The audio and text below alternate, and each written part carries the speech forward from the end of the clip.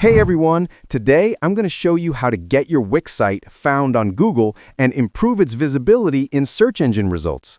Whether you're looking to boost your site's traffic or simply make sure it appears in Google search, this simple guide will help you get started.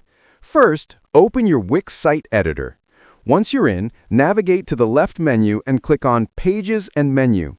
Next to the page you want to optimize, click on the button with 3 dots and select SEO Basics from the options.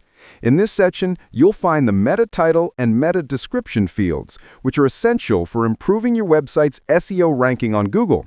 Begin by editing the meta title to include your primary keywords, as this is what appears in search results. Then move on to the meta description, a short summary of your page that will also show up in search results. Make sure your description is clear, relevant, and includes key phrases related to your content. After you've filled in both fields, make sure the option Let Search Engines Index This Page is enabled.